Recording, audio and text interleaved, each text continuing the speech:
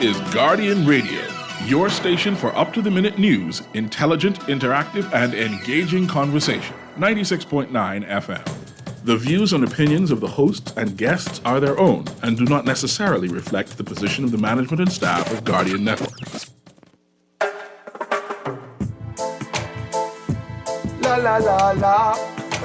La la la la la la la la. La la la la. Oh yeah, oh yeah, oh yeah, oh yeah, oh yeah.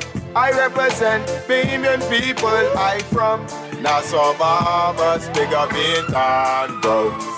Boy, I from Bintan, bro. Right between West and Augusta, where them two roads meet, they call it Wilkinson Street. Manners and respect was like a sign blank check. It seems the ones that coming after quick to disrespect. You see, this life in the ghetto never easy. So many hungry days break till it grieve me. But I doing the best I can, trying to turn my dollar to 100 grand.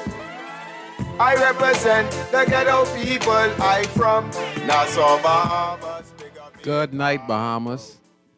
And welcome to Guardian Radio 96.9 FM. It's raining. It has stopped a little, but it might be raining in some other areas of Nassau, New Providence. So please drive with due care and caution. I'm your host, Valentino Brown, host of the talk show Inside the Inner City that comes on Guardian Radio every Friday at 6:30 to 8 p.m., except holidays.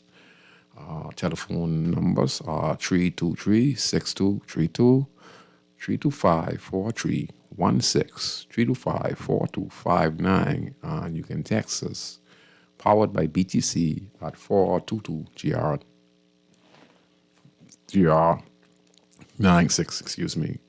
And you can look us up on Cable Bahamas. I guess you can listen online at 969 on the cable TV, cable channel. And again, to all of the listeners and all of the people that when I'm traveling in the food store and the hardware store, who just simply just hear my voice and actually know who I am just by that, I would just say I'm quite amazed and I'm very humbled by each and every one of you who just greet me in a nice manner and make me feel good. You know, money can't make you feel the way I feel when I meet people. You know, and they say, you, Scrooge, Valentino, say you doing an awesome job and you just talking about our lives. You know, I be sitting down and listening and you be talking about our lives, you know, from so many different angles, and you have so many solutions, and you've been doing so many things with government over the years, and wow, it's just amazing, you know, that people are really out there listening to the show and the broadcast, and I'm very humbled by the greetings I get from each and every one of you. I appreciate each and every one of you. I hope I continue to do a wonderful job on Guardian Radio, and I just hope that God keeps on giving me the knowledge, wisdom, and understanding, and the bravery to continue to open up the eyes for those who have the power to make changes to the country, and those who are looking to help, you know, encourage them to be a village again, you know. Listen to the promo from Earring Green, and it takes a village, and each one of us can be that leader to at least change the lives. And you can see where our country is going. Today's show tonight, we're going to call it Violence Against Women, Crime, and what's it now? Police. I got to reach out. Sorry. You know, I get a little emotional, you know, because like I said, people greet me, you know, I really get humbled by it because, you know, I'm not thinking I'm making that kind of impact, you know, but it's amazing to see that you're making an impact. That means people are listening. So I'm really humbled, yes. And we talk about the inquiries. We had no inquiries in 74 police shooting. And we'd just like to talk about that a little bit and how that affects our topic here tonight. And we're going to begin it off by first, let me give out some community shout-outs. I want to give a shout-out to the Royal Bahamas Police Force, the Special Unit. Yeah.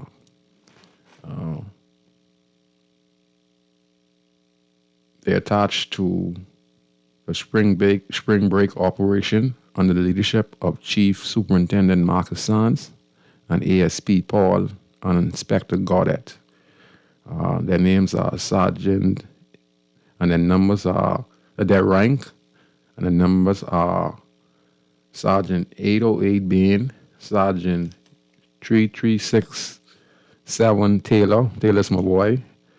Sergeant 3442 Kerr, Corporal 3350 Wallace, Corporal 3853 Black, PC 3110 Parker, PC 4336 Moss, PC 4347 Wood, PC 4414 Amor, PC 4424 Evans, and PC 4460 Bean, and PC 4488 Williams. I had opportunity last night along with my good friend Inspector Godet, because I keep friends with Godet. We've been friends for over 30 years. And I accompanied him last night to Fish Fry Where the officers were having a get-together on teamwork. And it was wonderful to see how they collaborate together, have fun together. They pulled their money together. And they had a wonderful time last night at this Jamal Kenny at the Rake and Scrape restaurant, Fish Fry. Yes, Jamal Kenny at the Rake and Scrape restaurant. He's the owner of the Rake and Scrape restaurant. It's a very nice restaurant, just opened, I think, last night. And they gave us the honors, and it was a wonderful opportunity to be in attendance with those officers. And they were having a ball. I want to just give a shout out to that team of officers. And I also would like to give a shout out to Neil Burrows. Yes. I have a message here from our organization. I was supposed to. Where it going, man? I used to be so busy. Okay. All right. I think it's. Oh, man. Okay. All right. But anyway. I'm just going to give it out later so I have time. Yeah, like I said, tonight's topic is violence against women, crime, and increase in 74 police shooting, and we're going to talk about a lot of stuff. So we're going to start it off with, we just recently had the latest murder where we found in the Nassau Guardian the deceased and her family and to her friends, my condolences to each and every one of you. I know that your loss can never be replaced. I know that no words that no one could say to you at this time could make you feel any better. But I just want to encourage you that, just to remain strong, cling tight to your close family members. Remember the great memories, that she made upon your lives and the lives of the kids, because I see here she was passionate about youth work. So we're losing people who really care about the nation's future. I want to just say my condolences again. And we just found an ex-lady a few days ago in a canal out South Beach. And they just have a suspect in custody. Wow, and yeah, it's, I'll talk a little bit more on it, it's a very sad days in our country. We are going from worse to worse in our country. And more women are being abused and, sexually assaulted, murdered. And I want to get into that a little later on the show, but let me continue so I stay on base. The Minister of Education, Valentino Martin, in the newspaper, she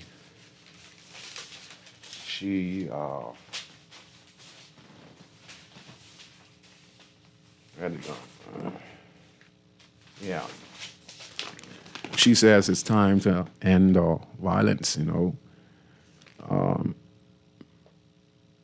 Minister Glennis Hannah Martin said that she had been assured that the gender violence bill is in its final drafting stages, saying that the legislation must be brought to a House of Assembly.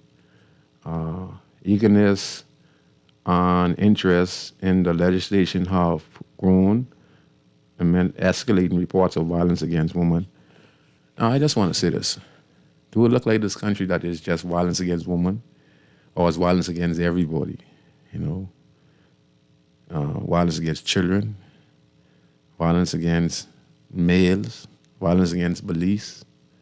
You know, so this trying to separate this from the natural balance. What I mean is the balance is that I don't think it should be a gender issue, you know, because the last time I checked, last year we had 100 some plus murders, and all of them were not females. Females did some of those murders also, or involved and set up some of those murders as well, you know. So I just want to make that clear. So as far as this gender bill, I don't like it one bit, because it looks like it's a separation from the male and female, because like I said, right now in the country, the gun has no friend, the bullet has no friend, you know. But like I say, violence against women on the whole is wrong in the country. I can never condone it. Rape is something I don't like at all. Abuse is something I don't like at all, because I feel that you have to keep it calm, even though you could be mad or whatever the situation is.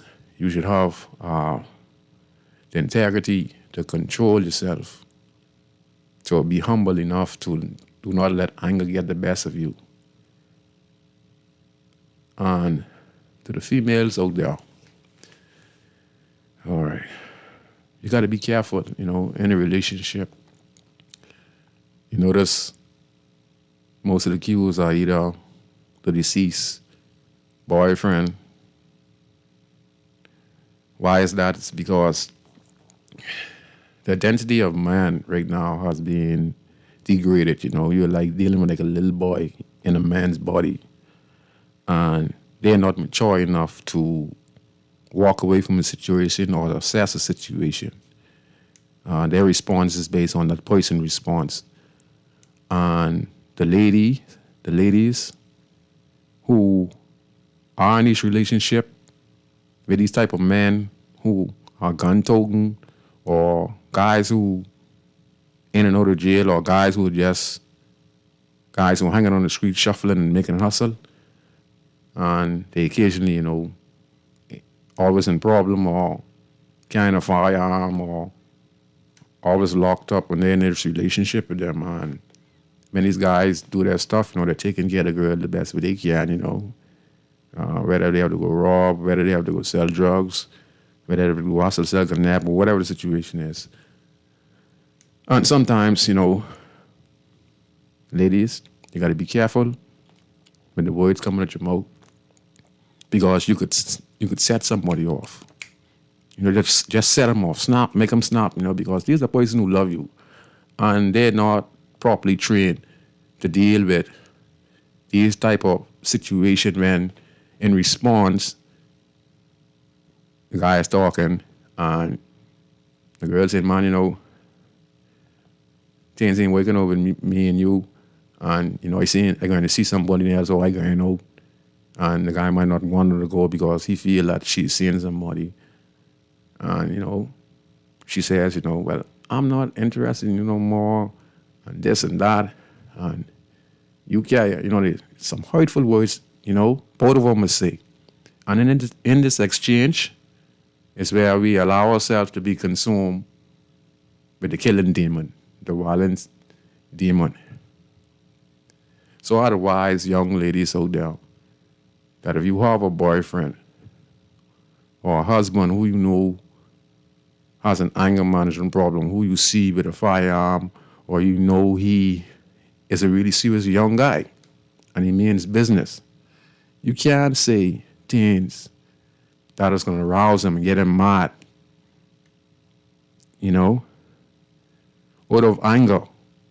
And people are wondering what is happening to these young men. Well, it's like this. With the breakdown of the family values and morals, meaning that no one is teaching them morals, like respect people things, respect a woman, I see, for instance, I was on my phone and this little child was standing next to me and his mom was there as well. And he had his phone. And he saw me at my phone. And he threw his phone out of his hand and he tell his mom he wants my phone. Now the lady could say to me, give me your phone. He only can use it for a second. Why should I give him my phone and he has his phone? And she's going to tell me I'll give him my phone. So I say, why? No, you get his phone. Why don't you use his phone? So what I'm saying is this. People are not teaching their kids principle. And these boys and girls nowadays are growing up too early. And many of them are learning just to hustle and grow up in these inner city communities where there are no jobs or no business-minded community development is in place, training centers. So they're cooped up in these communities. They're seeing guys shooting, have turf war, and they growing up in this. And like I said, there's no excuse for anyone harming anyone, but it is what it is in these inner city communities in the Bahamas at large. And what it causes is, of course, many people have mental health problem. And it causes many people to act out of anger. And the only way they solve their problem is with anger. And last week when I was talking, I was making reference that, the lady who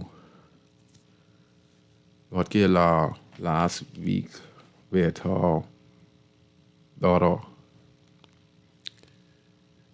And I said the government got an F. I wasn't really talking in particular about this government. I was talking about all governments have gotten an F when it comes to dealing with crime. Now, this government right now is doing an excellent job of investment and et cetera.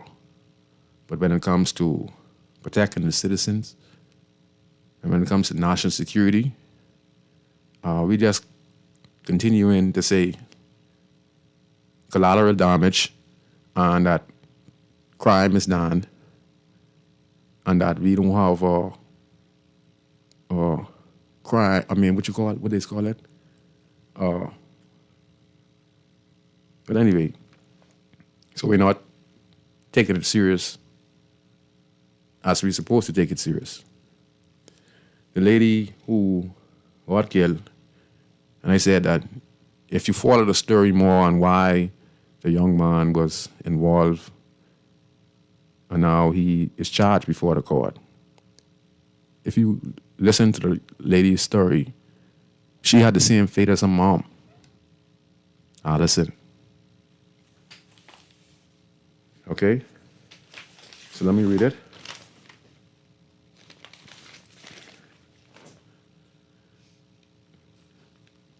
The grim discovery of the bodies of Allison Thompson and her 14-year-old daughter, Tawana Thompson, has reopened wounds for the family after having lost Allison's mother and another female relative in similar incidents years ago. When Allison was a toddler, Allison's mother was shot in the head by a neighbor, according to two of her cousins, who spoke to the newspaper on the condition of anonymity because they were uncomfortable being identified. They said their aunt of theirs was also beaten to death in another incident. So that goes back 30 years. Violence against women. And it was a male. And she had the same fate as her mother. And then there was an incident where I was reading where this young gentleman who was accused and then he got charged for murder over in Elizabeth Estate. Him and three guys. And I think they are accused of killing a young gentleman, their friend, who they lured out the house. And they stabbed him to death and they let him bleed to death in the shortcut. And then when you listen to one of the guys who was involved, his father got killed holding him when he was a baby. Now he was involved, the same little child, father got killed. One of them same little gentlemen, one of the three who got charged in Elizabeth Estate murder, an incident a few years ago.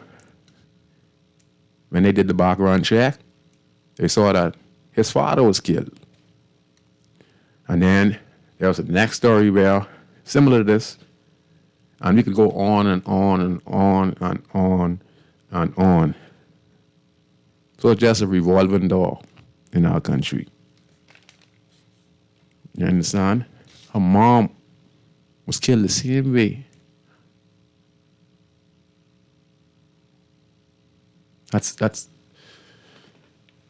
That's seriously and sad. It's crazy.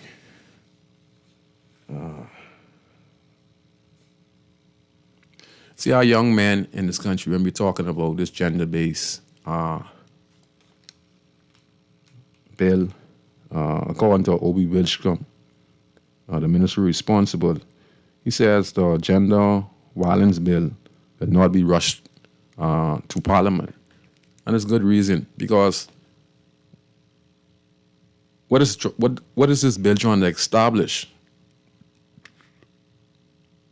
Okay, like I say, to me, women are completely equal or more powerful than men in the country. In the Bahamas today, women were never discriminated against in this country by men of color. They were victimized by the British government. Then after we got independence, women worked their way up for women to vote in the country and have their voices heard. And then we look at all the different promotion that women is getting in the major jobs in the country. And we could go on and on. We have Minister of Education, Dennis Anna Martin, for example. You know, the Speaker of the House, Speaker of the Senate, Janet Bosbeck, Lady Penland. You know, you could go on and on. And in fact, women are more powerful than men in this country. Because if you're married to an obligate like a Perry Christie or Hubert Ingram and you're Miss Sarah Ingram, you think Mr. Ingram's going to try to divorce Miss Sarah Ingram? Or Bernadette Christie is going to file for divorce against Mr. Christie? No, they're not.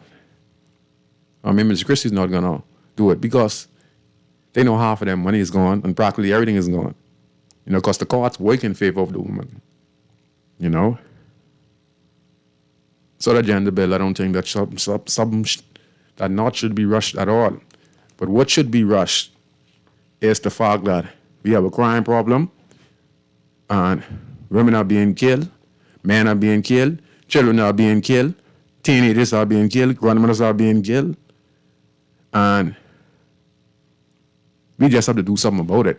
But it's not a gender bill, and it should not be an issue in this country at this time, at least at no time. Okay.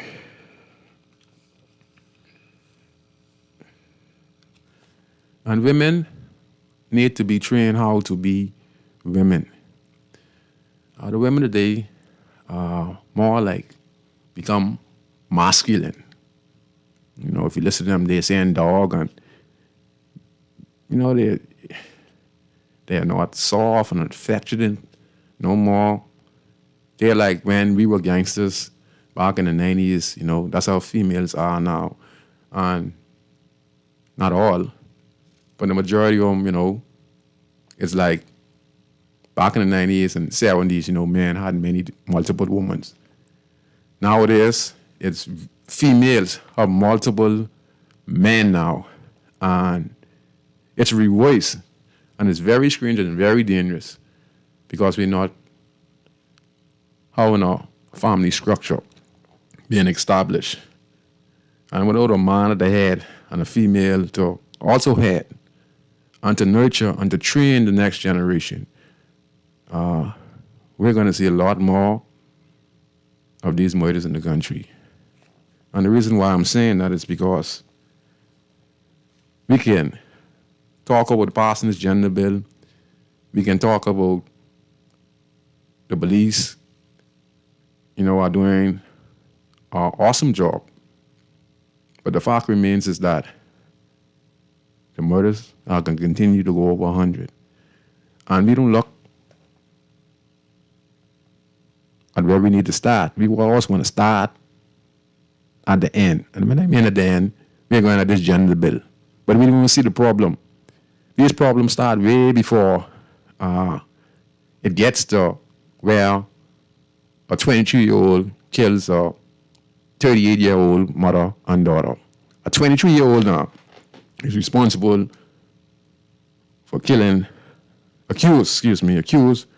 of killing a 38-year-old and a 12 or 13-year-old daughter.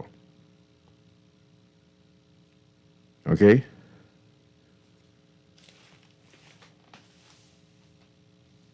Yeah. We have to be able to teach females to have a conversation with a young gentleman, ask him some questions where he's headed, you know, what he wants to do with his life. And then if he start to talk some positive, she has some plans of her own, and if they connect, them two can work together to build a better life for both of them. They're supporting one another, you know, so when they have a child, they would support the child, and as they continue to grow, we'd have a more productive society in the Bahamas. But as of right now, these inner city communities, as without development, without community centers, without empowerment, without the training schools, you know, with no jobs, you know, we are higher in the unemployment field. We could continue to see this crime issue and death in our country. And it's just me today, you a couple months later, and it's going to be you in Grandstand, and it's going to be you in Fox who'll be crying, and it's going to be you in Life will be crying, you know, and see, we're not focusing because it not happened to us all at one time, so we're just allowing it to be systematic and programmed. But we all get in touch, you know? And so on, we're going to have a lot of people with a lot of anger and vengeance, and they want to take it out because someone killed their father, someone killed their mother, someone killed their brother, someone killed their grandmother. And it's thoughts in everywhere, and everyone is thinking like that. And then when you have this relationship problem with guys who have anger management problem, and they have a female, And that female is aggressive in their verbal abuse. See, females are aggressive in their verbal abuse. And the tongue is the most dangerous thing. This could get you killed so fast. This could get a person so mad in a discussion. The tongue could say one or two words. It could be a peaceful basketball talk. And this guy would just say, yeah. Why don't you just tell a secret that only you and him know? And once he said that, it's all over. They could be two good friends. And a war would start just because of that. And that's what we become. You know? So we're going to see a lot of that. Crazy. Let me just do some. And then we look at the MP accused of a rape and assault. And many people in the country, you know, are saying that he has yet to be brought or questioned. And they're wondering why, you know. And then we listen to the police. There was someone accused of rape around the same time, and they're in police custody. And they're being questioned. Why is we up the MP? And like the former Prime Minister said that Dr. Hubert Ingram, Dr.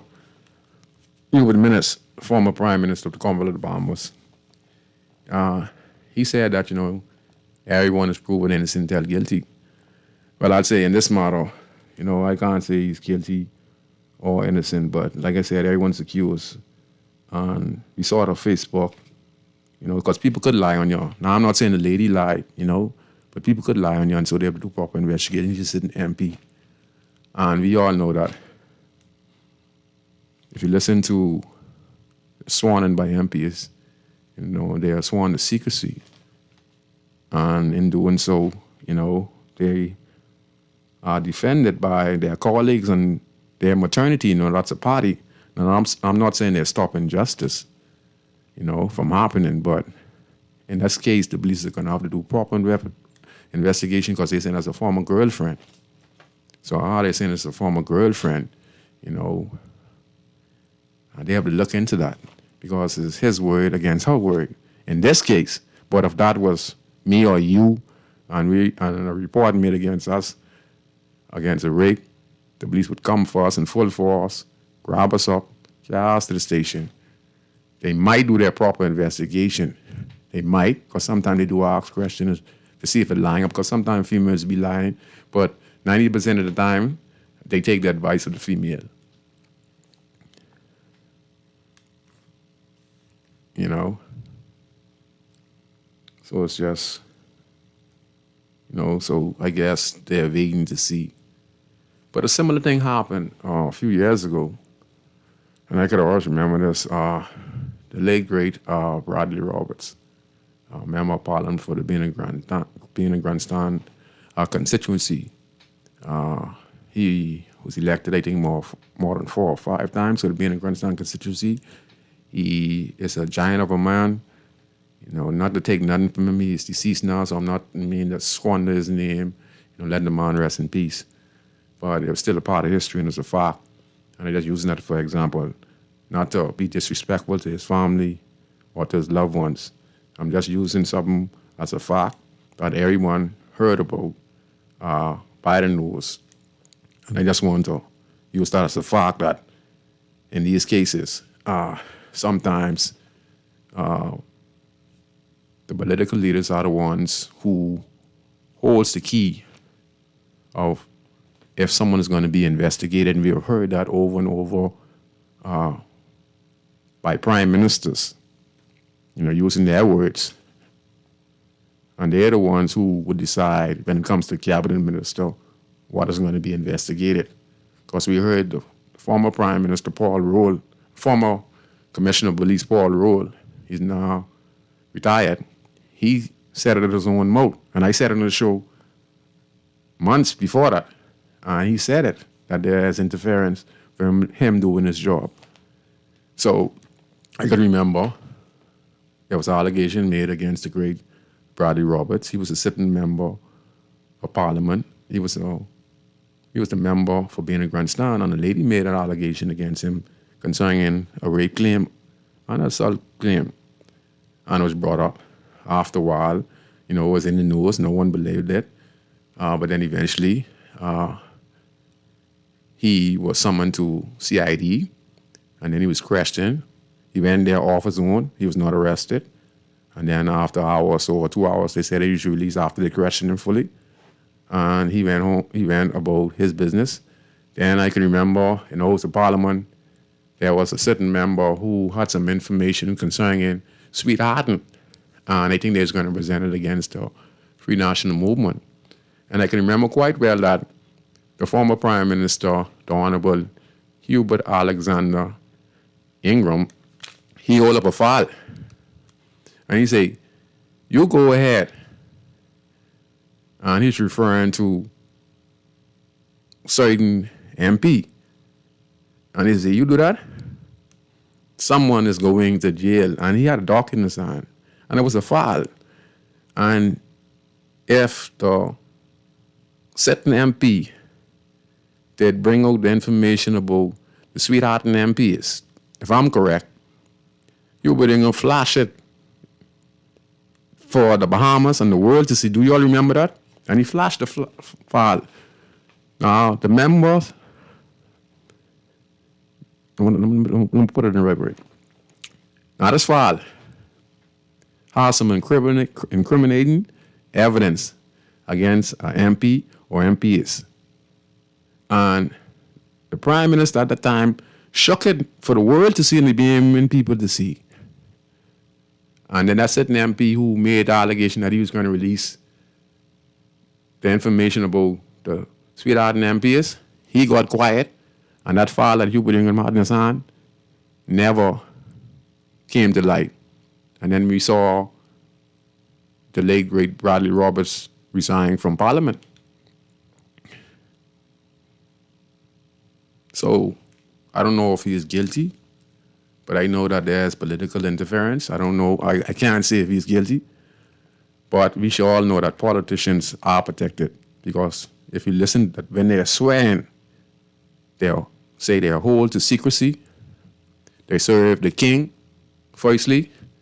They swear to hold secrecy, and what's discussed in Parliament is confidential. There's no police officer could question them. I mean, probably in the criminal matter, but can't question them that nothing is discussed in cabinet. So it's off limits for law enforcement to ask them things discussed in cabinet. That's our law. And then thirdly, they give their allegiance to the Bahamian people.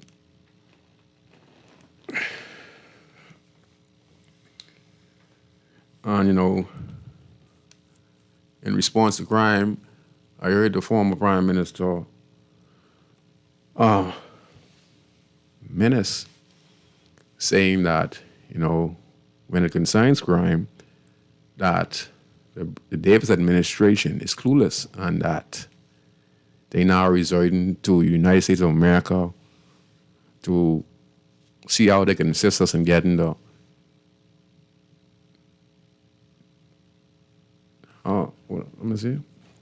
trying to see how they can collaborate together to do a counter-offensive of assault rifle and firearms that are coming to the country and around the Caribbean, where there are high rate of crime, and the guns are traced back to America. Mr. Minister saying now the Prime Minister is clueless, and he has no idea, and now that he's relying on America to solve our problem, which he is saying that the Prime Minister should be able to at least cry shame on the Prime Minister and should be able to have some type of program or solution to the country's crime problem. But I'll say this to the former Prime Minister, Hubert Alexander Menace. So, in case you don't remember, I don't know if the beating to the poll or the COVID-19 short you talk, had a type of effect on you if you could remember, you was the prime minister of the country, and you definitely had no solution to the country's problem. So why now you want to speak on this issue, even though I feel that Davis administration don't have a solution to the crime problem in the country. They have a lot of solutions for many other different things, but when it comes to the crime problem, you need a crime strategist who could dissect the crime problem in the country and come up with a strategic plan. And they don't have no one like that. So it's just going to be police on the streets. When there's a high spike in crime, we increase the police patrol for the saturation patrol, and we go after the hot spots. And we've been doing that for the last 40 years. And the result is a balance where the country doesn't overflow with criminal activities. It's just a balance. Means that they keep it at what you call acceptable level. You know, acceptable levels like this. When you look at the chocolate and they're making chocolate, they show you that they allow a certain amount of rat poo in the chocolates that you're eating. So all that Snickers and all that stuff and all that, if I'm correct, that is a rat poo. And health officials and the scientists said that is good. So in other words, many of us going to just be casualty of war. They try to keep the murder rate under 100 plus. Because they know that it's going to continue. Our commissioner of police knows that. Our prime minister knows that. The opposition leaders know that. Okay? Let me just say that. They know that. But it seems that we don't know that. And if we means us don't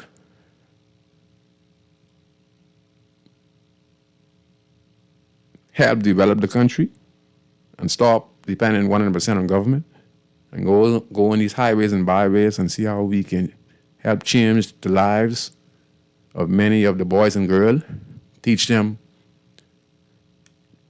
morals again, teach them business, teach them family structure so that they have respect for the old, that they have respect for a child, that they have respect for a beautiful girl, that they love and cherish her, and that they wouldn't want to kill them. They would know how to walk away because they'd have the training and they'd have the mentors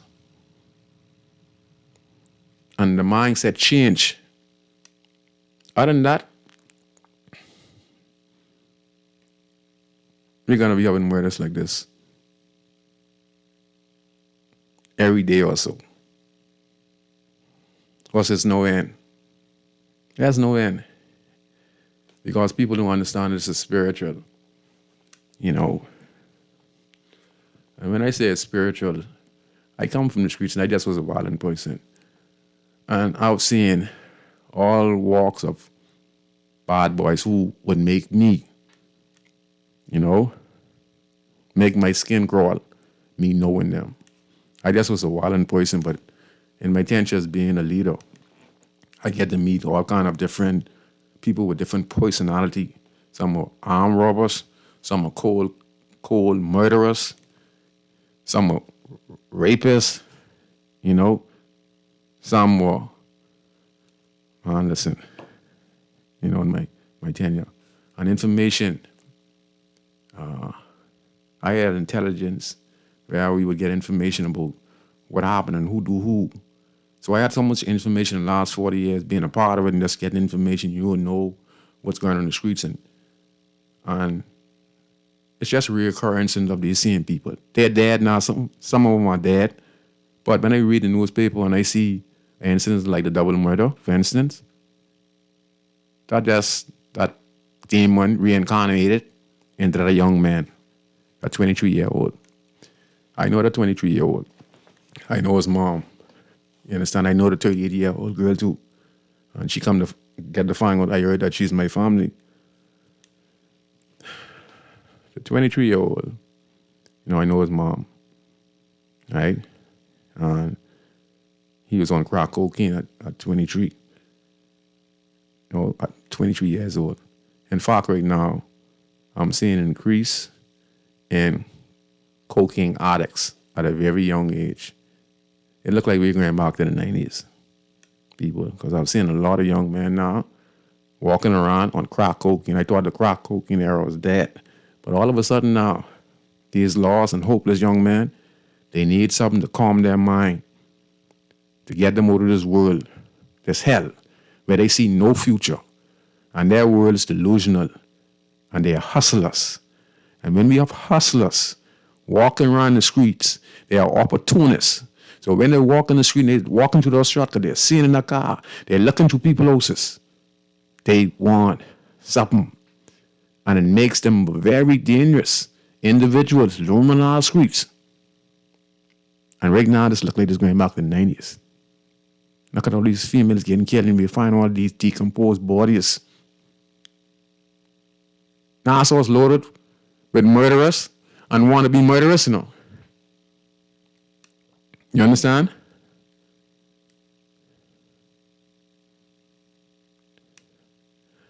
And when we look at these,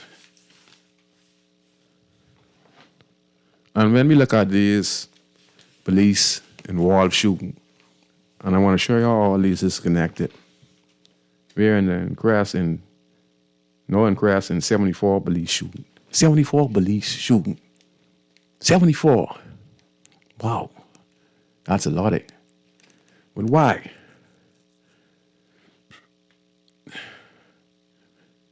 Some of these police officers have the same mentality as the people on the streets.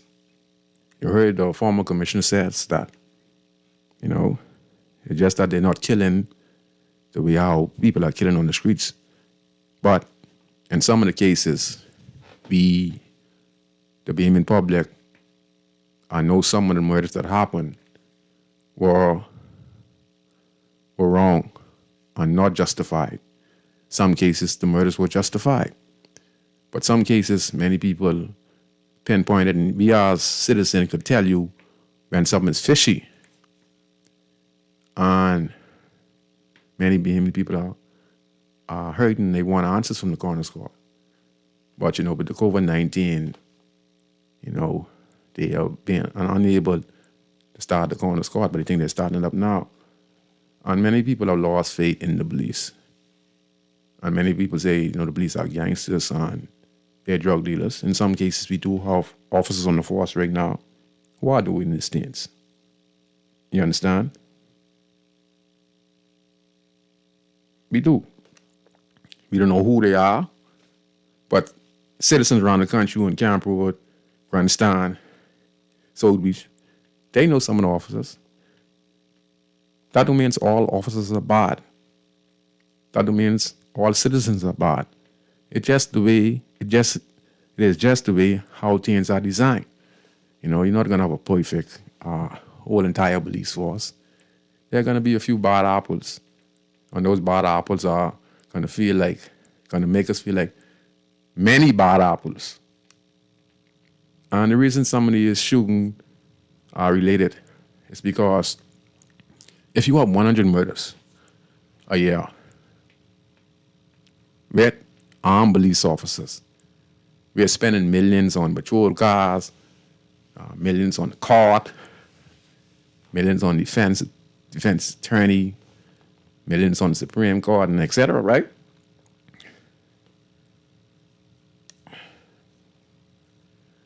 And we still having 100 plus murders. So if you're the police and you're going on these scenes and you're seeing these murders like that, and they happen under the watch of over 3,000 or close to 3,500 police officers, and then I think it's about 2,000 or 3,000 defense, 2,000 plus or 2,700 defense force officers. And we have mostly about 200 working with the police, like on the streets. And they kind of get a hold on the murders. It's rare for them to pull up on the scene where a murder scene is happening. You might hear that once or twice. in a year where police actually on the scene and be able to apprehend the suspect. But people are always able to evade the police. So when you're getting briefed and you're hearing all the shooting, what you think the commissioner of police is going to say to his officers? Off air. He's not going to say this to the public. He's going to say it off air. He said, boy, listen, we had some serious homicides. And some of these homicides are connected to repeated offenders. And these persons are known to shoot at the police. And they're known to hang this particular spot. And we feel that they're responsible for this and this murder, but we don't have evidence on them. And this is their hangout spot. And he's going to tell his officers that when you go in this area, be vigilant. You have to go home to your family and shoot first and ask questions later. Now, he's not going to say that on air, but he's going to tell them in the briefing report. Even the superintendent who's in charge of these areas, they're going to tell these officers, you got to come home. It's dangerous out there. If it wasn't dangerous out there, you think the police would be carrying AR-15? If it ain't dangerous out there?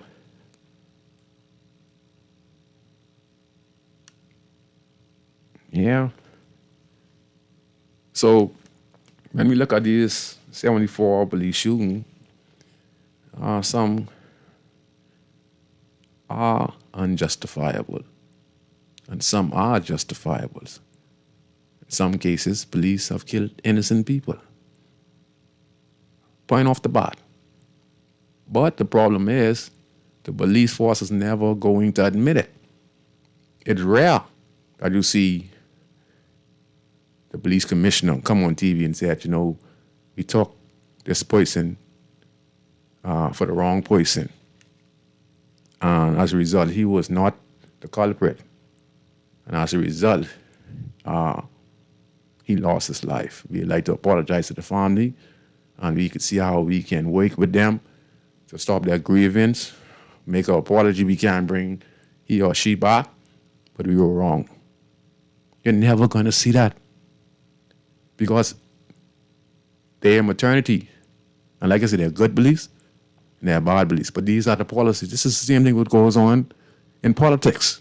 That's what goes on in the church. You want to see the pastor went to jail and his congregation and fellow pastors vouch for him. And they went to court and they vouch for him to say how good a pastor he is. But he raped somebody, but they went to court and they supported him even though he did wrong. And they said, God forgive. And then they want him to be pastor of the church again. So it's a fraternity, and you can't blame them, but it's wrong because you're actually stopping the development of your country. You're bringing corruption in the police department, in the court system. And because you're protecting your colleagues and not defending what's right, we get a curse from the Father. The Father starts to.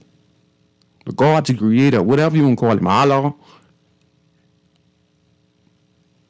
beginning and end, Buddha, whatever you want to call him, the universe, he starts to curse the nation.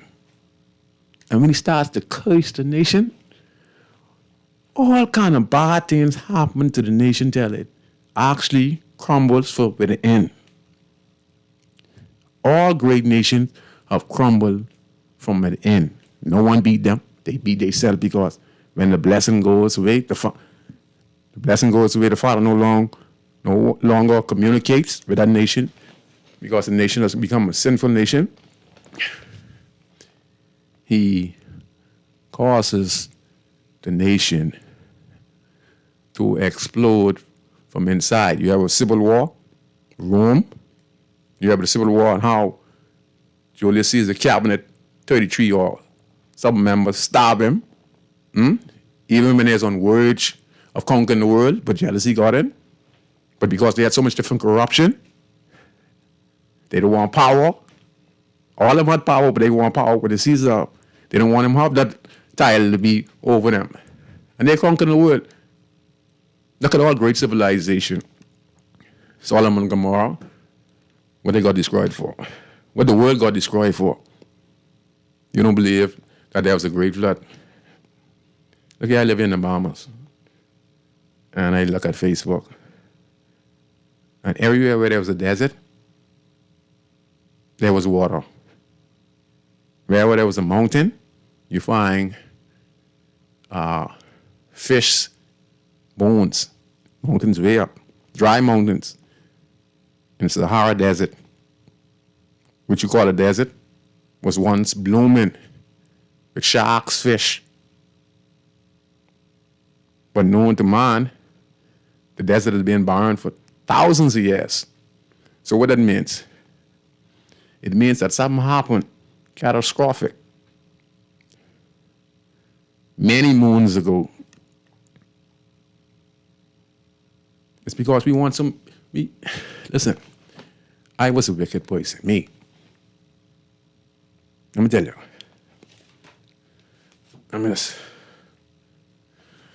I was a wicked person. I used to be plotting on people because my mind was twisted. And when I get to not know God, not know Jesus, but I start to take on the characteristics of Jesus and of God, start to love people, start to not talk about people, start to help people. That wickedness inside me, gone. And you know what I see right now in this country? All type of wickedness in this country. All type. Am I perfect? No. I have a habit. Everyone knows my habit. But am I a child molester? No. Am I a person who goes behind people's back and talk about them? No. Do I hang with people? No. Do I plot on people? No. Do I have the black crab syndrome that when I see a brother or sister doing good, that I say in my mind bad things about them and want bad things to happen to them? No. I'm happy for their brother and sister. And I want them to do good and about productive lives. So to me, I try to live my life like Christ, like John the Baptist, Meshach and Abednego them. So I'm trying to apply those characteristics to my life, and it's made me a better person. Like I said, am I perfect? No. But I'm not doing things that are against nature and against the Creator. Transgender. That's against our belief. Okay? And I'm not against no one who's transgender. Am I against someone who's gay? No, I have family members. I have friends, and I know friends. They don't do these things in front of me or around me. So I have no problem with them, and they never come on to me. So they have their life and they live their life. They don't try and infringe their lives on me. But when you have organization and people trying to infringe these things on our kids in our nation, it's wrong. You know, if a Bahamian over here is gay, man or woman, that's their right. But don't ask us to put it in law as a gender equality bill. No, that's you. If you want to do that, that is you. Okay? That's you. That don't have nothing to do with the nation. If you want to be a transgender and change your sex organ, that is on you. But don't talk about healthcare. Because when you do that, you're going to need healthcare more than half of the nation. Healthcare will not be able to be paid for if we have but 50 people who are transgender who change their sex in this country.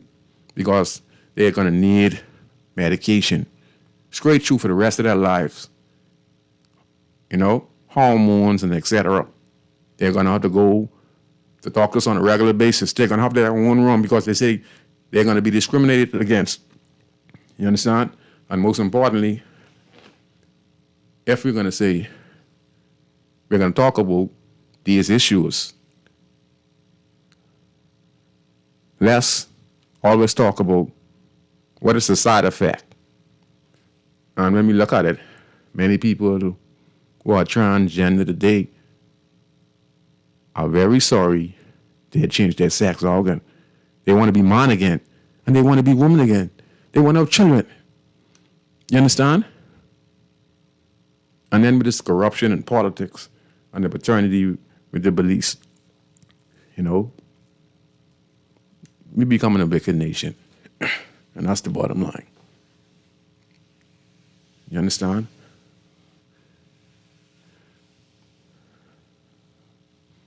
We in this Bahamas, we are becoming a wicked nation where we don't like one another as Bahamians. Where we talk down on one another, curse at one another. People who help you, turn your back on. People who go all out for you, you turn your back on.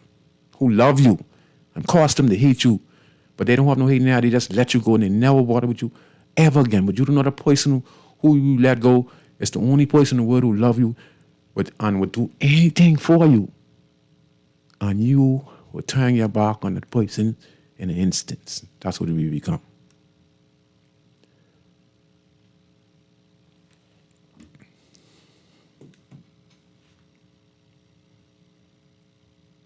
No.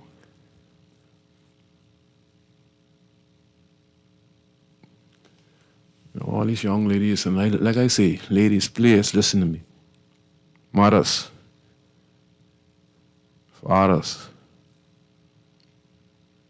ladies, please, when y'all having altercation and row with your boyfriend, keep your mouth quiet. If you're in the car, don't say hurtful things. You know? The lady in South Beach who lost her life, she's a prime example for many of you girls out there. What you think could have happened? Why you think she was in an isolated place? They were having a talk. And then there was an argument. And when there was an argument, there's a gun on them. And you know what he had his gun on them for? Not to kill this girl, you know. He had the gun because he had his gun for protection. So anywhere he go, he carries his gun. But not knowing to him, that gun is talk to you.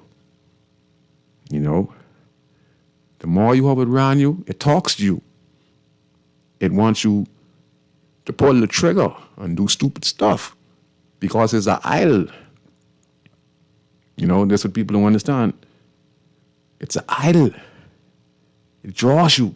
The minute you get mad, you around with your girlfriend. Why you gotta go kill your girlfriend?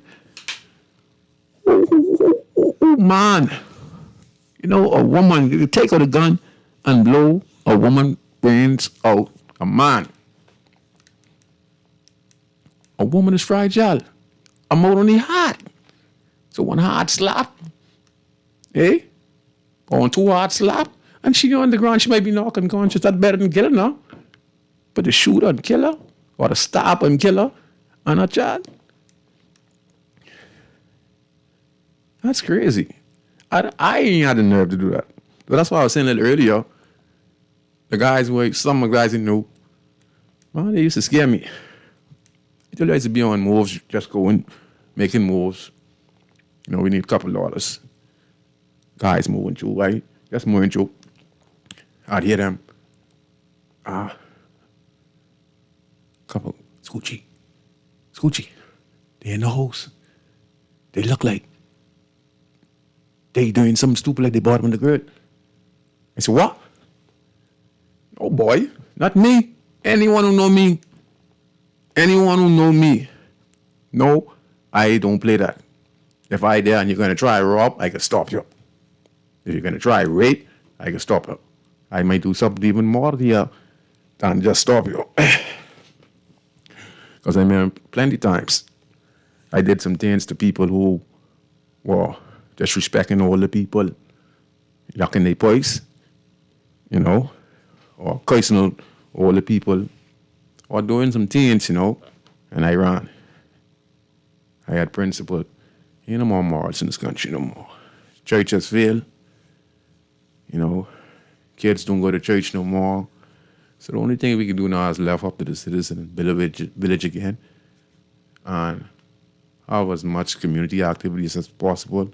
Those out there who are being citizens are doing good and have some connection to the inner city.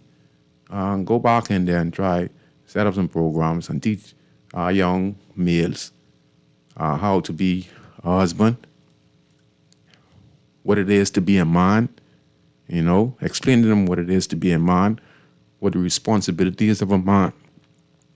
And we need to do the same thing with our females. We have to teach them how to be more feminine and how to be able to adopt with their future husband or future boyfriend. We have to teach them morals on the way they dress, you know. Because we have beautiful women out there who are beautiful. They wear the tightest set of clothes. They show their private parts. They show their chests, you know. And this in turn, you know, you're walking into the community. This in turn draws the attention of guys who are hanging on the street. They don't have no future. And I'm not disrespecting them or being disrespectful, you know, but you don't have no future because he only wants to spank. And you might just want to like a bad boy because you hear your name ringing with your girlfriends, them. And this is the decision you're going to make. So we have to make females make better decision because a 38-year-old girl got killed from a 23-year-old. The 23-year-old young man don't have no children, but she has two. So how is this supposed to work? You have way more experience than this 23-year-old. Okay? So how is this supposed to work? Unless you're going to teach him the ropes. Now, I ain't saying it can't work, but she herself made a bad decision because she's 38 years of age. This guy's 23. He ain't working. You know his history. So what he could do for you and what he could do for your child. That is not a relationship you're supposed to do and be in the first place. You understand?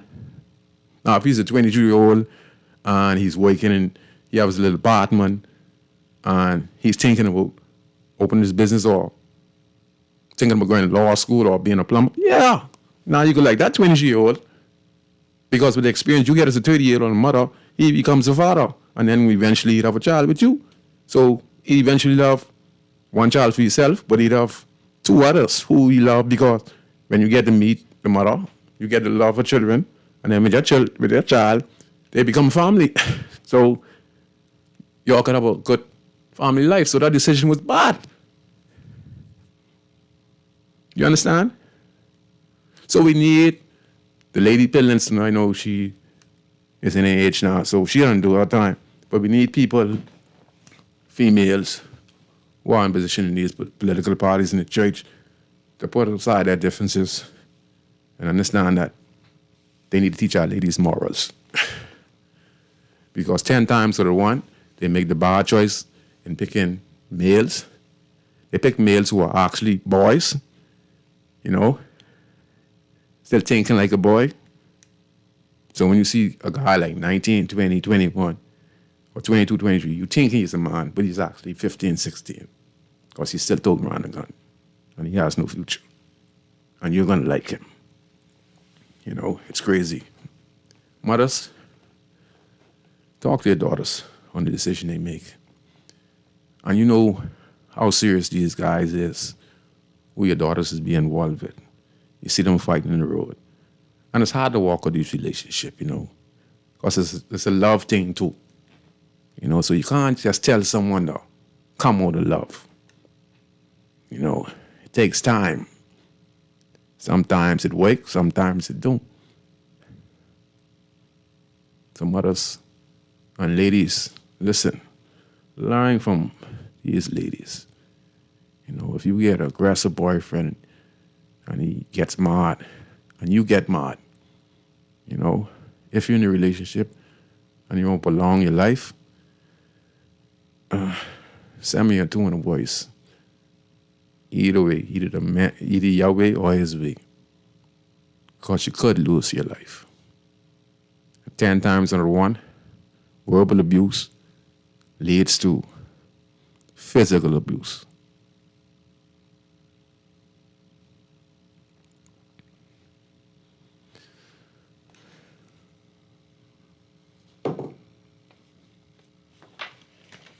Let me see what else is going on. And I just want to comment on the police again. We're taking a break. The producer is playing our break song. So I hope you're enjoying the show on Guiding Radio 96.9. I'm Valentino Brand. And our topic tonight was violence against women, crime, and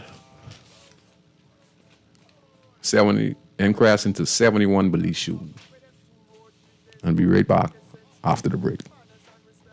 Sign blank check. It seems the ones that coming after quick to disrespect. You see, this life in the ghetto never easy. So many hungry days break till it grieve me. But I doing the best I can, trying to turn my dollar to 100 grand. I represent people. What you thinking? We want something different. People, what you wanting? We want local government. I can tell them no more slunking. We want see it function. I can tell them no more joke. I forgot. Going down Blue Hill Road, going down Village Road, going down Nassau Road. We want local government. We want local government. Fix the roads. We want local government. Share the love. We want local government. We got call for local government. Sign the petition and find out more information at risebahamas.net. Love the show? Want to give your support? Become a sponsor today. Call 302-2300 for our rates and packages. That's 302-2300. Become a sponsor on Guardian Radio 96.9 FM. Fresh news, smart talk, all day. Always on the go? Missed the show? You can now listen to Guardian Radio talk shows anytime, anywhere on Spotify and YouTube by searching Guardian Radio 96.9 FM or by entering the name of your favorite show. You can also listen by logging on to GuardianTalkRadio.com and clicking on the podcast tab. Guardian Radio, continuing to provide you with fresh news and smart talk anywhere, anytime, all day. This is Guardian Radio 96.9 FM. Fresh news, smart talk, all day.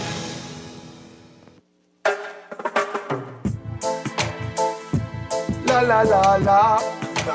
La la la la la la la la. La la la la. Oh yeah, oh yeah, oh yeah, oh yeah, oh yeah.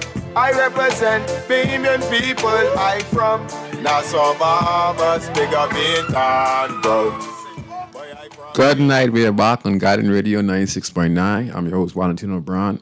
And I take this opportunity to talk about these subjects because I want to bring some things to light. You know, we're seeing a lot of females get murdered, but the verbal abuse sometimes the female use, like what they use when in that situation with these particular young men who are very violent and very dangerous when they get mad.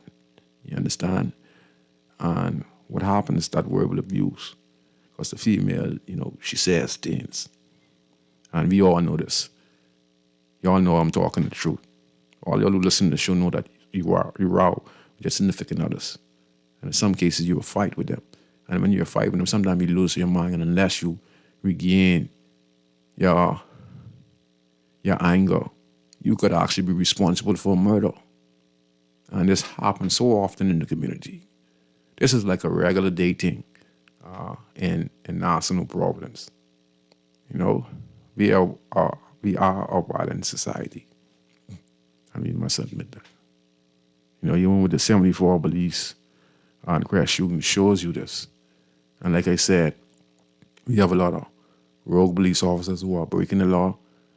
And we know as citizens that some of these inquests and these police shooting, innocent people are being killed on the mistake of the police.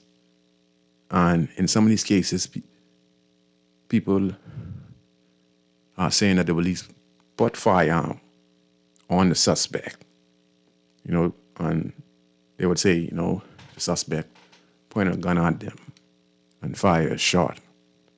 And in they feared for their lives. And they stick to this. In some cases, to be in public knows it's not true. And one of those incidents is in Mason Edition. Down there, Lil D in Mason Edition. His family still is advocating for him.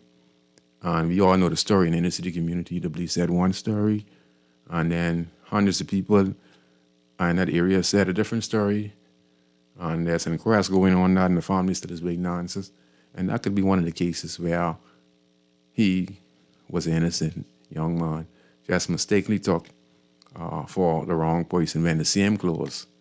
The person could have run past him wearing the same clothes. And the police is in pursuit because it was reported to be an armed robbery. So the police respond when they hear armed robbery is they got to come well prepared. They got to be able to go home to their family.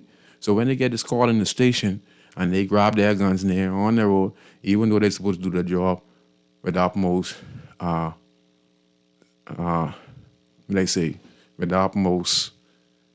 professionalism, their adrenaline is going.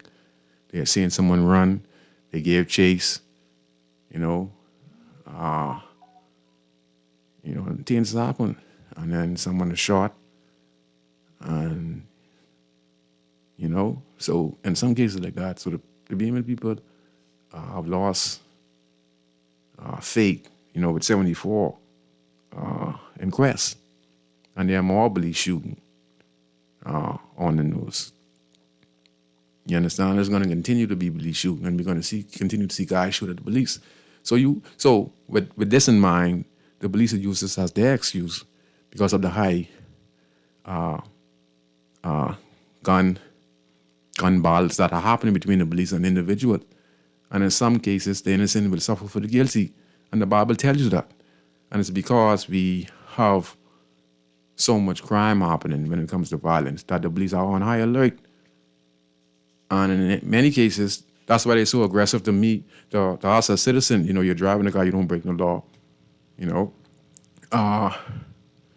Just let me give you a prime example. If there's a shooting in a particular area, the police comes around, and some guys are standing down the road. And if the first police car don't spot them, he would ride past and let them go. But the second or third car comes a couple of minutes later, would see them there, or someone walking the road, and they would start to be aggressive, like, don't move. Person would say, what I do? Shut your mouth, put your hands up, or get on the ground. I ain't getting on the ground, officer, I ain't getting on the ground. Or say, get on the ground. I ain't getting on the ground, I ain't getting officer, I ain't doing nothing, get on the ground. Officer put his hand and get physical, and you're an innocent person, but just that the area is an area where a call came in where there's gunshots. So when them officers leave, they're speeding and they're coming and they're looking for the suspect. And sometimes people be walking around at the same time in this area who are smoking a little joint. You understand? Or a next guy could be walking in an area and he has a gun, but the call is not for him. But the police is coming in the area and he's walking with a gun, so he take off, and he end up having an altercation with the police.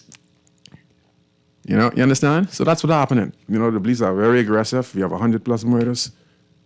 They go on these scenes and they see the carnage, what the average Bahamian is doing when it comes to the criminal mentality. And they say, boy, these guys dangerous. So the police get dangerous. So until we can see the prison decline in inmates, we have about 1,400, 1,300 inmates. Until we can see that get down to about 200, 300, we can continue to have this problem. Until we build community centers, find ways we could create employment in these communities and build these communities where it's livable for the kids that are born and raised in this community, have the structure and mechanism in place, community center, The church is assisting. The community leaders are doing the community programs. We get scholarship given out in the community. We have a feeding program in the community.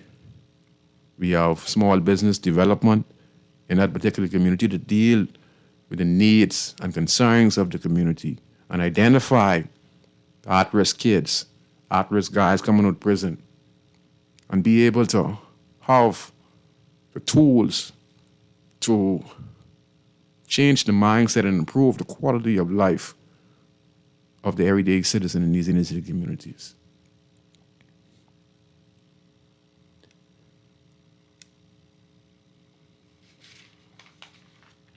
So yes, I see Gandhi from our director of form.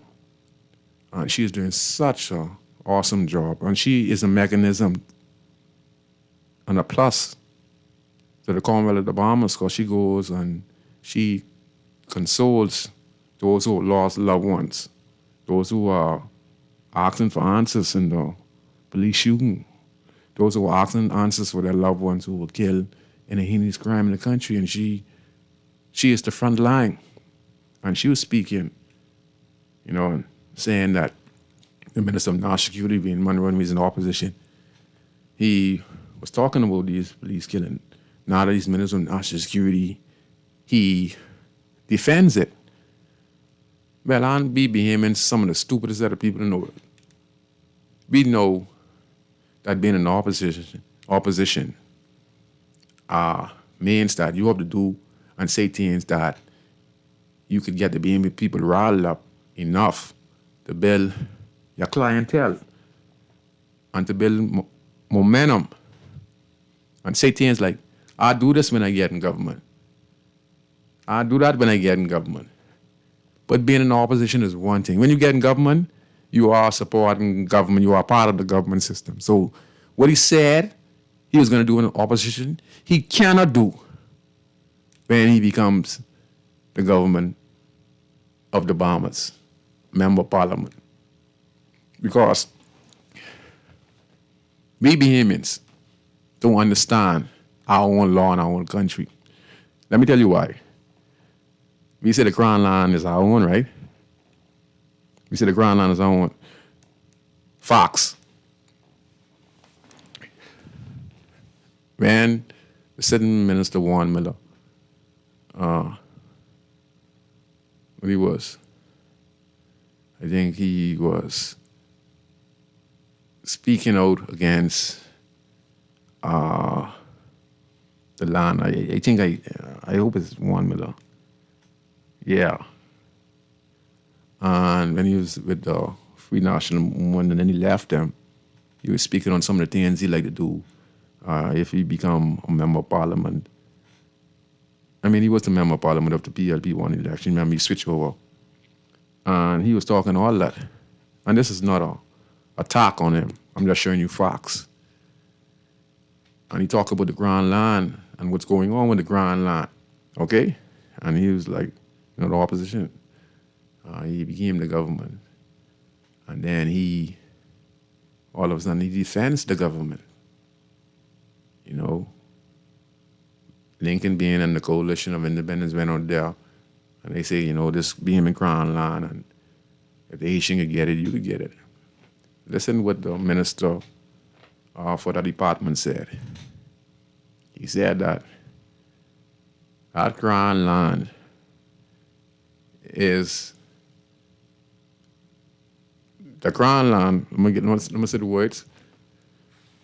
The Crown Line is of the government of the Commonwealth of the Bahamas, not the citizen, the government. See, when we elect when we elect any party to become the government, right? Y'all listening? Anytime we elect a party that becomes the government, they are the government. The government is the Bahamian people. We are just taxpayers. You understand? So the land goes from us, and we give the power when we vote. When we vote, and we go to the polls and we vote, we elect, or when they elected, they now are the government and the Bahamas, and the line is down. Not the Bahamian people who only want to listen to say. Then the Minister of National Security came on TV and said that all those who are on the Bahamian government, listen, Bahamian government crying line to vet in 20-something days or 30-something days, people who have been there 20 years. Now, you listen? See, we getting mixed up. We are taxpayers, Bahamian people. When we elect any one of those parties, all the resources turning over to them. The crown line is in the hands of who? Philip Brave Davis. The Sovereign Wealth Fund, the name has changed, is in the hands of Philip Brave Davis, the Prime Minister of the Commonwealth of the Bahamas. And many people were complaining about how the Sovereign Wealth Fund name has changed and is in the hands of the Prime Minister, because the Prime Minister is the king of the Bahamas. And when we vote a king.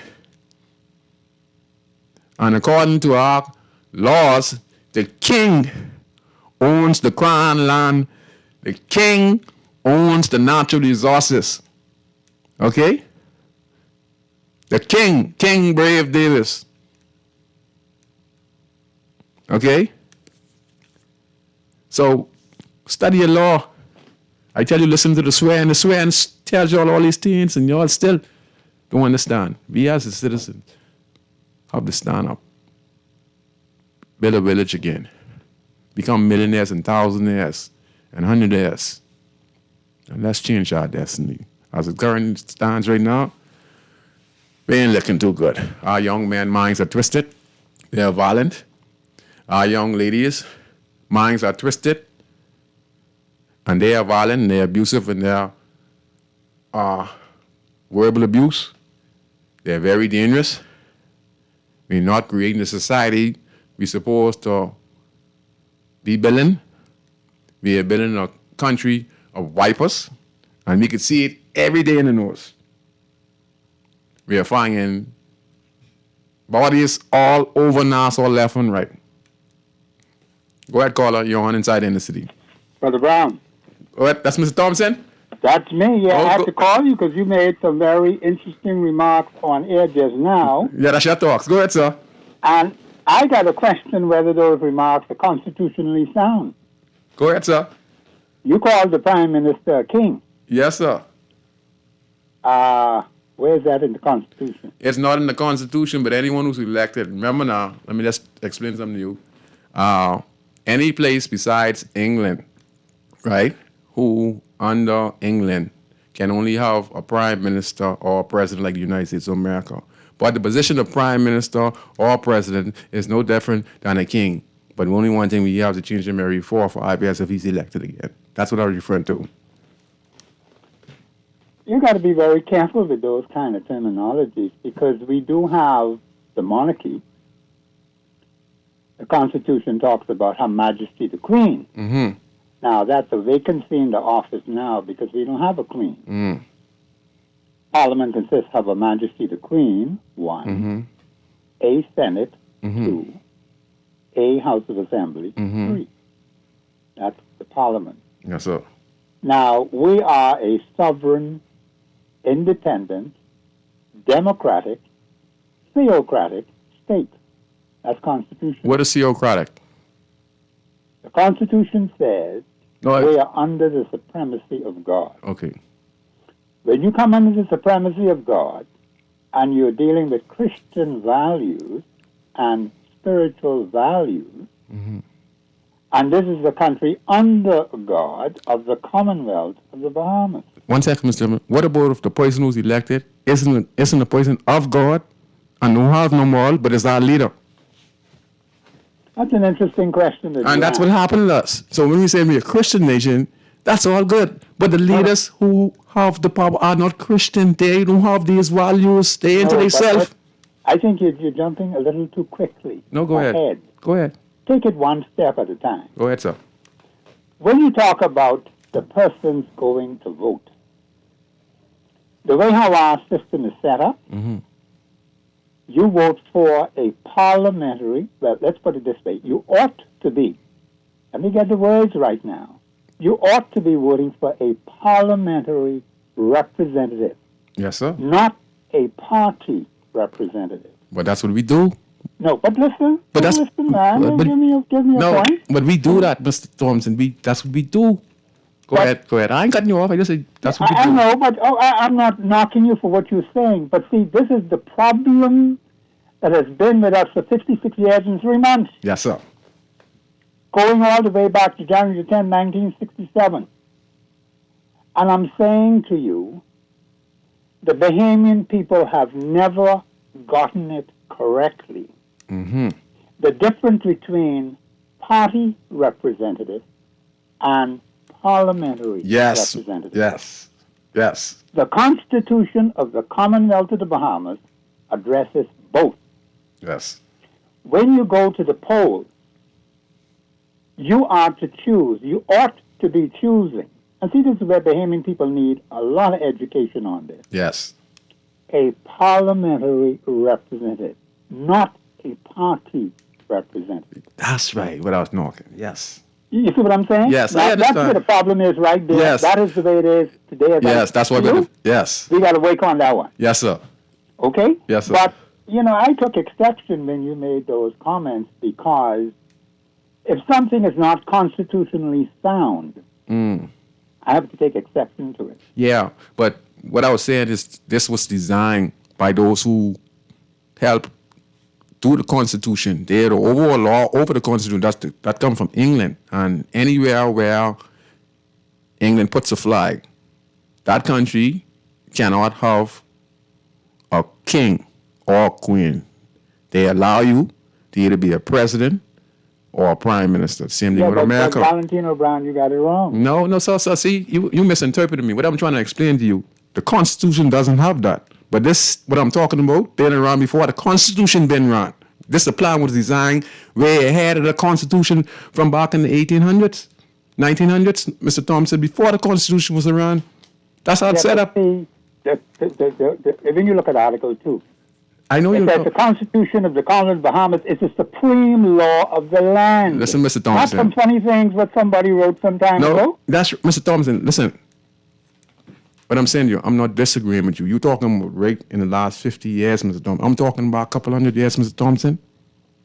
That's what I'm talking about. I want the Constitution. This tops the Constitution. But Wait a minute now. this You're what goes not on. worrying about the Constitution? How could I worry? How could I You worry? know all of this other thing. How could I worry? How could I worry about the Constitution when the lawbreakers are breaking the Constitution on a regular basis? How could me, as a citizen, seeing the people who read the Constitution are the lawmakers in Parliament? I heard the Prime Minister, former Prime Minister Hubert Alexander Menace, say that when the people came in the effort, we're going to have to break some people constitutional rights. I heard it too, So if you heard that, Yes. so this change what I'm speaking of. See, this facts, Mr. Thompson. So No, you can't. I'm not saying that statement. Now listen carefully. Go now. ahead. Don't get. No, I'm not. I'm not even arguing. Frankly. I'm not even arguing. We're just having a conversation, but I'm just saying. No, but I understand that.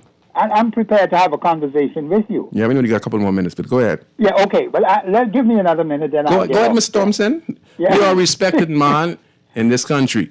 Yeah. Okay. The thing is that, yes, he said it. The Bahamian people have a remedy to deal with any government that violates the Constitution.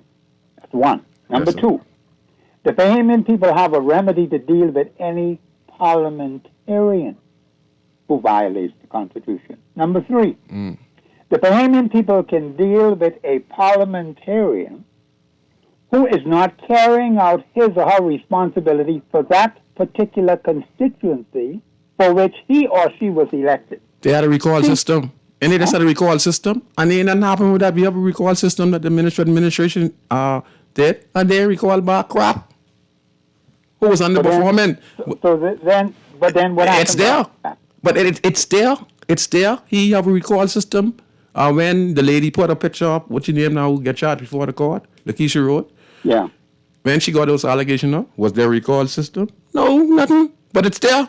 See, the Constitution only can apply if the person is righteous and apply the Constitution. But if someone won't break the law, they don't want to apply the Constitution because the Constitution is the supreme law of the Bahamas. But so you can't go with the Constitution if you want to break the law if it's supreme law of the country. That is where the people of the Commonwealth of the Bahamas has to deal with yes, sir. That does not obey the law. Now you're getting a different kettle of fish altogether. So that's why I say we can't be a Christian nation. We only saying that. But when the reality breaks down, we're not a Christian nation because we break the Constitution, we break all the laws, and we allow it. So we're not a Christian nation. So we can't say we're a Christian nation. We is a nation of sinners. And if we don't watch out, we can have a tsunami come, wipe us out in this country. Okay. You know, well, thanks for allowing me to contribute to your show. You also was a great man, and you have more knowledge thanks than for the compliment. Yes, sir. My pleasure.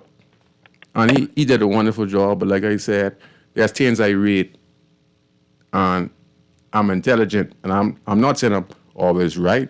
I'm never trying to be always, never, you know, let me say I'm always right. But I know that this ain't no Christian nation. Not this Bahamas. Because we're a Christian nation. We got 1,300 people in jail. We have high unemployment. We have people sleeping in cars. We have women finding dead and decomposing all over Nassau. We, right now, how many murders? We have here. Right now, we have here. Wait a 50% in child abuse. What else? Wait a 50% increase. Let me see what this. Where it going?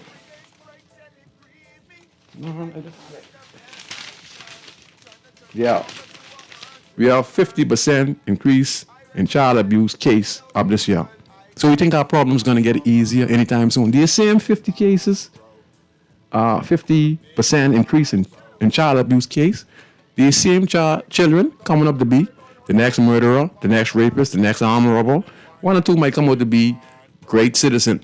But in this, if we keep this up, it's a continuous. And this country is no Christian country. And this is no short to Mr. Thompson. I highly respect Mr. Thompson. And his word is concrete. That's when he's saying some things like how it go way back. And even though we have the Constitution in the Bahamas, our law, our leaders are not Christian. Some don't have no Christian values or morals or praise God. So that's why some of these 10 states won't pass same-sex marriage and all this stuff, because they don't have no God. So stop saying that we're a Christian nation. Okay? There might be people in the country who are Christian and people who lead the country. They might be the leaders, but they don't have no connection to God. Some of them. I can't say in the case of Brave Davis or Dr. Hubert Minnis, but they're in the church, and they say it in the church. Do they look like they Christians? Huh? Some of them's deacon in the church, and they look like they is any deacon, and they love people. Christian is only a word. You got to apply it. You got to show love, like how Christ did. So when you say in Christianity, Christianity is L-O-V-E and helping others. Okay, I'm completely out of time. I'll see you next week on Garden Radio 96.9. I'm Valentino Brand, host of the talk show Inside in the City that premieres every Friday at 6:30 to 8 p.m. on Garden Radio 96.9 FM. We ain't no Christian nation. We were probably 60, 70 years ago, Mr. Thompson, because you are a good Christian man. You abide by the laws. You help others. So you excluded. You're a Christian man. But a lot of those politicians and a lot of these pastors who even say there's pastors and they're Christian, some of them got boys wide out open than some of these criminals on the road. That's why so much things happen in this country. So much false leaders who leading the sheep astray. I owe you. See you next week on Garden Radio 96.9 FM. La la la la. Oh yeah, oh yeah, oh yeah, oh yeah, oh yeah. I represent Bahamian people. I from Nassau, Bahamas, big up Bintan, bro. Boy, I from Bintan, bro. Right between West and Augusta, where them two roads meet, they call it Wilkinson Street. Manners and respect was like a sign blank check. It seems the ones that coming after quick to disrespect. You see, this life in the ghetto never easy. So many hungry days break till it grieve me.